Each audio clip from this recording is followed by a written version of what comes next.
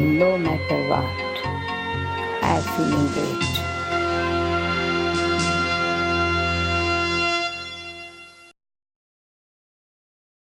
Hello friends, welcome to Godlywood Studio and to Light of Knowledge.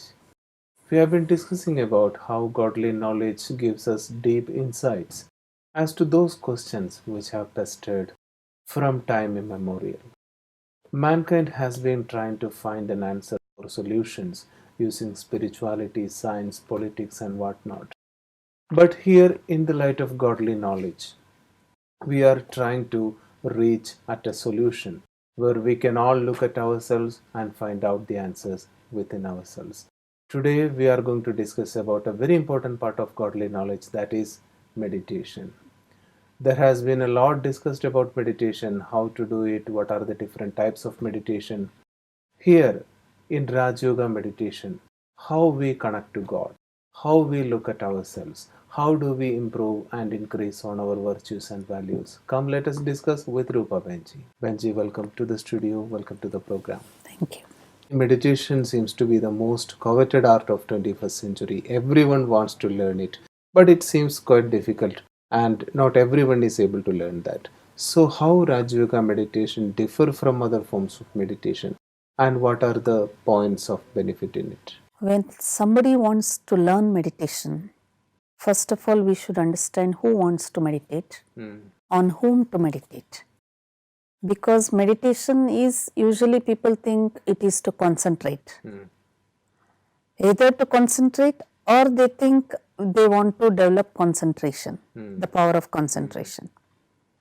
Now here the question is, who wants to develop concentration and on whom they want to develop the power of concentration. Two things are there. Usually people think I am not able to focus my mind on my job, on my studies, and even sometimes people would like to do small works, maybe housekeeping work. Even then also they say my inner mind is wavering or different kinds of other thoughts are disturbing. Maybe at present society, people are suffering more with this kind of mental problems. That's why today even doctors advise to the patients, less they try to give medicine, but more they advise to practice meditation, because that itself calms down the mind. Usually people love to meditate for calming the mind. And this itself shows there is no control over their thoughts. So here meditation, what we practice in Brahma Kumaris is known as... Before going into that, the usual question in the minds of people is that there should be some kind of object to meditate on. Some take a candle and try to concentrate on that. Somebody else takes a flower and try to concentrate on it. So these kind of meditation where we try to concentrate on objects, what kind of benefit does it give and how does Rajyoga meditation differ from it? See, here in Brahma Kumaris, the meditation what we learn is known as Rajyoga meditation. People usually try to keep some object so that their thought is focused on that particular thing. That thing can be a candle or a flower or a beautiful picture or any scenery of the nature, anything it could be, or Someone a idol. try to concentrate on their own deities or... Yeah, any idol, any statue like that. Now here, mind is an active energy and I am focusing my thoughts on an object which is a part of the nature. So, to which we say jad. Jad means it's a immovable thing. The soul, which is the energy which can transmit the power. Now what I am trying to do is, the energy what it is transmitting, it is diverting, distracting. And that's why I want to practice meditation to bring that energy to one point, maybe to focus or concentrate. Keeping one candle or a flower or a picture or a thing, possibly it can stop the flow of thoughts for a while. Therefore, people can experience a kind of calmness. As long as they are seeing that thing, their mind is focusing there. Maybe other thoughts they are stopping for a while. It is not a natural process, but obstructing, I can say. Some water is flowing, you are keeping some object here. So, for some time it will be still, but once I remove that, then water flows with more force. And therefore, people usually practice such kind of meditation with the help of object or anything. They say, as long as we are focusing, we are concentrating our eyesight on that, stillness is there. But as soon as we get up, then overflowing of thoughts once again, and that's more disturbing again. So this kind of practice may give little help, no doubt in it, but it may not give them the longer run benefit, or it cannot give them a natural process by which they can maintain this kind of state of calmness for a longer time. Behenji, whether we are looking at an object or something immaterial, the question comes, what is the aim of meditation? Because these are all ultimately related to the aim. Why do we meditate? People have different aims in their life for meditation. Some want temporarily to be relaxed. Most of the people in today's society, whenever they become more stressful, when they are more tired, still they have to work, they can't spend much time for sleep, then they go for meditation. Actually, there they try to relax themselves, relaxing body and relaxing mind. So the basic aim most of the people try to keep is for relaxation. And second thing is focusing to gain concentration. And some people, if they have conflicts in their mind, they are not able to take proper decisions, then also they try to go for meditation so that that disturbance can be eradicated. There are some people who would like to experience the self and also would like to meet God, connect their mind to God. There are people who would like to select meditation, the path of meditation, in order to experience this. So everything is possible with meditation. There are a number of stages by which people select, and there are many types of meditation people are trying to adopt, and every individual's aim is different. If at all sometimes physically they are not having any disease, but still they will have many complaints, and that is called like psychosomatic diseases. Nowadays doctors also give the same suggestion that you are okay, but still their mind is having some kind of long time sustained negative attitudes. These negative attitudes actually appear in the body also, because mostly, as you said, psychosomatic diseases, it is estimated that around 80% of the diseases come from the mind, not from the body. Because whatever the thoughts we generate, based on whatever the attitude, it affects our physical body equally. And therefore, when we talk about meditation, it is also again trying to take our mind towards that positivity. See, when a person is disturbed, definitely is disturbed by any negative thought, negative comment, negative situation. What he wants through meditation is to come out of that, but unable to calm down his mind with negative pressure. So the question is how to take out all these negative thoughts which are disturbing them.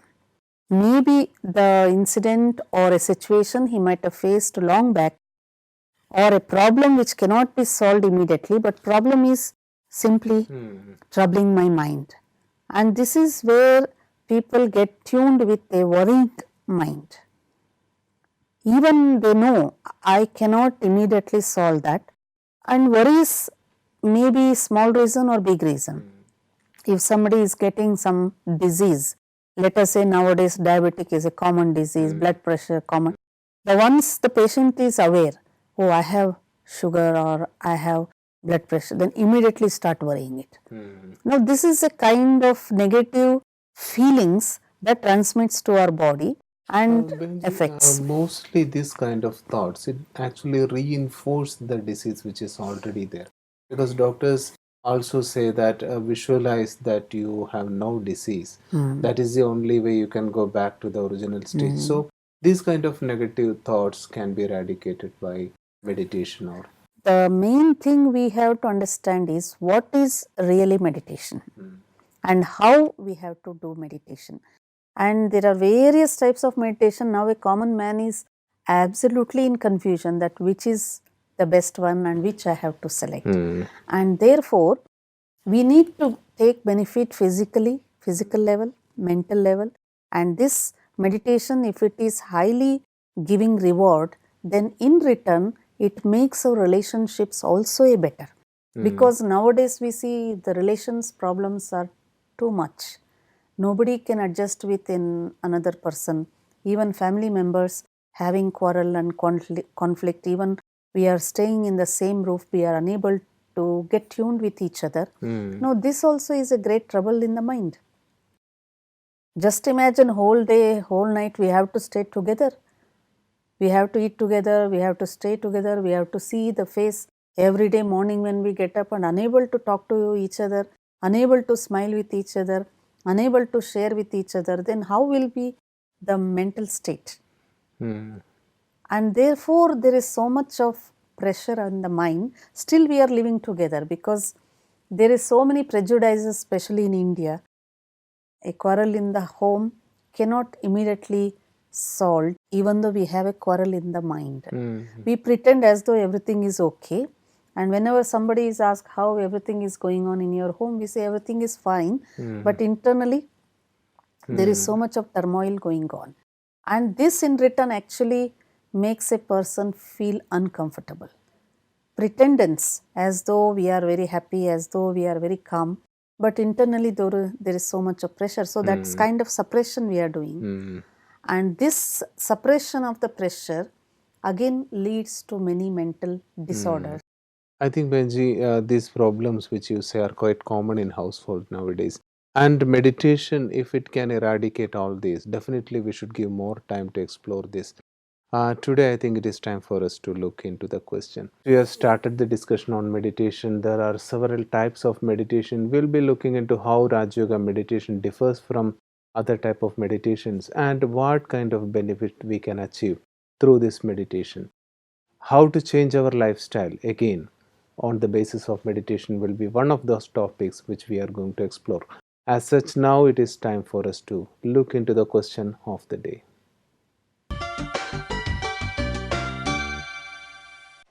My name is Sunil Agrawal and I am Cyber Cafe owner. My question is, which is the best way for happy family life? Benji, a very practical and down to earth question. How to make my family life peaceful? What is the solution for that? See, happiness is a choice actually. If at all I am having more and more expectation from my family members, which they are unable to fulfill, then I may become unhappy. But God gives us the true secret of happiness. If we want to remain happy and make others also happy, the base for happiness is, foundation is purity. Because the soul, when it loses purity and comes under the conscious of body, then definitely it cannot be satisfied and contented and fulfilled. So it is good that God is creating again a pure family path which results in not only happiness, peace, purity, prosperity, everything.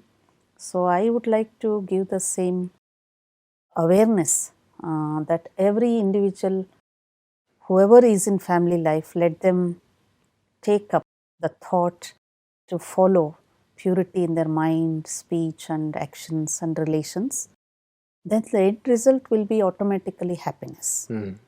If we have lost happiness, means we have lost purity. So if we are adopting the power of purity, virtue of purity, let's say it's the most important natural nature of the soul. I think, Benji, another important aspect is in a family there will be several members, maybe 3 to 4 or even 5 or 8 can be there. So to get along with everyone also we need to mold our mind in such a way so that there won't be any disturbance in the family. See, we have to understand the nature of other person. And second thing, accept them as they are with their ability. And if at all we want to say something good to them, let us say politely and in the relation of a friendliness, not with a command or the ego that I am father of the family, so whatever I say, everybody should listen. That will not work for a long time.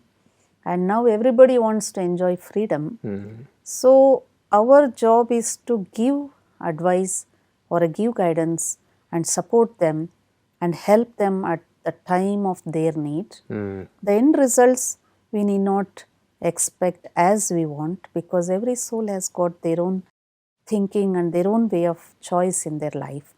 So if we make that atmosphere, then all the members in the family will definitely enjoy our company. So we bind them with that pure love. I think we should take the initiative to do that. And especially every family has small children. So while dealing with children, what should be the attitude we need to adopt? See, nowadays with children, parents are pressurizing more, either for studies or either for choice of life, either for teaching something. Nowadays the generation has become very quick, fast growing and developing, and they are basically somewhat intelligent. So they have the sense of receiving, but more sensitive also. This is what I could observe in many families. And when we are talking with children, we should not see their bodies and think they are very small, I am big. Let us see the soul and give respect and speak to them, then definitely children will be listening to us.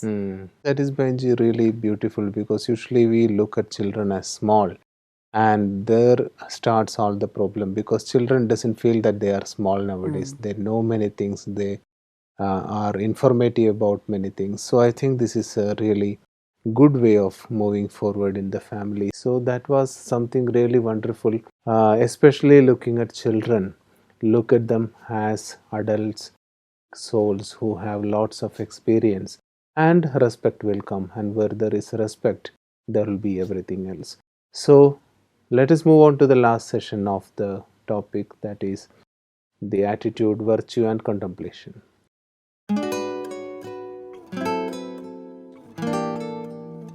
Benji, what is today's attitude and today's virtue? Today let us take the attitude of giving, developing the attitude of giving. Giving for some people is very painful because they think what I have earned with lot of effort I have to give. Giving doesn't mean you have to give only money. Giving doesn't mean you have to give some things or some valuables what you are holding with you. But giving can be through our thoughts, feelings and emotions, and this also is a support for others. And since we don't try to give, we don't receive from others. And therefore God teaches us this art. You start giving. So when we give good wishes, when we give good vision to others, when we give good feelings to others, others receive and enjoy, and in return automatically comes back to us. That is the law of nature in this world. And in order to do this, the supportive virtue that we can help with that virtue to ourselves is the virtue of being philanthropist. A philanthropist is constantly tries to give whatever he has, and in giving he feels happy. Like God, constantly he is giving, and therefore we say he is a great donor, data.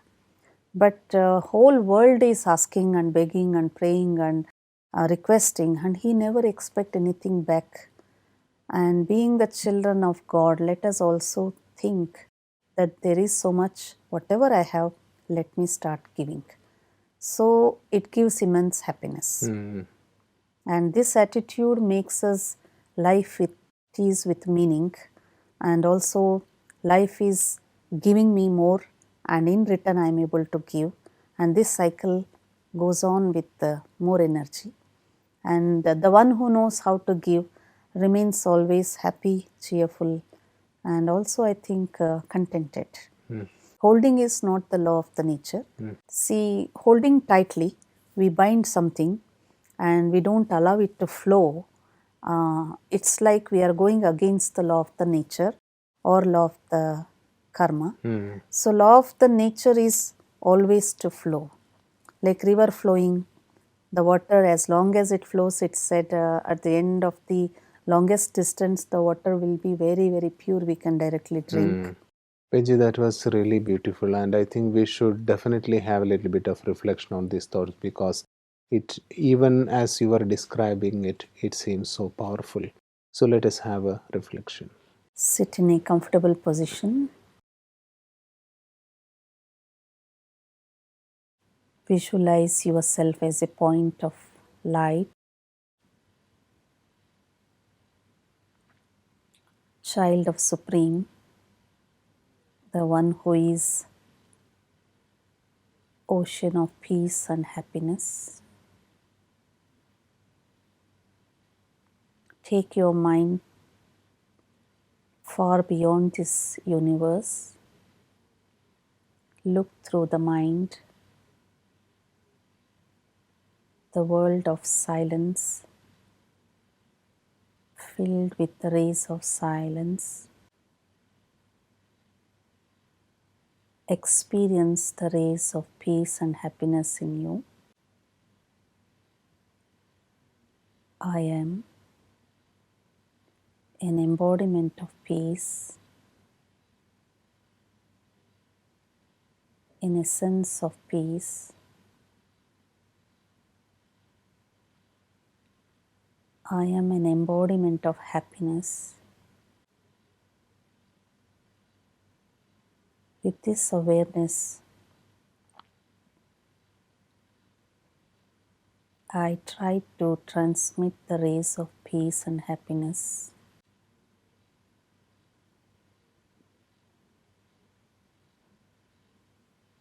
to all human beings in the world. Constantly receiving the waves of peace and happiness from the Supreme Father.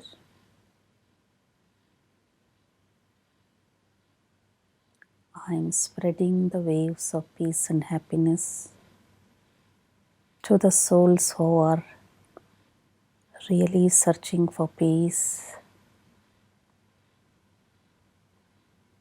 searching for happiness.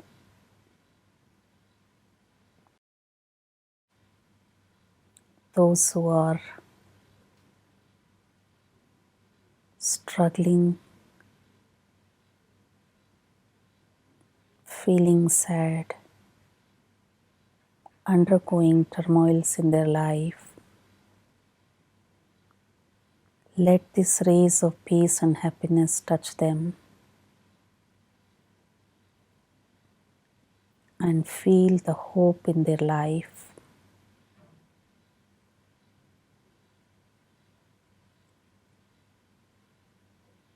With these feelings of peace and happiness, let them also come closer to God the Almighty and fill their souls with immense peace and happiness. Om Shanti. Behenji, as usual, thanks a lot from the heart for taking us into this realm of peace and happiness. Thank you very much. Thank you. So friends, that has been a revealing discussion. We have started with meditation. How Rajyoga meditation differ from all the other forms of meditation we have been familiar with will be the subject matter of the coming episodes as well. So keep glued to your seats and your favorite channel Peace of Mind and your favorite program Light of Knowledge. Until we meet in the next episode, it's a bye-bye from all of us in the studio.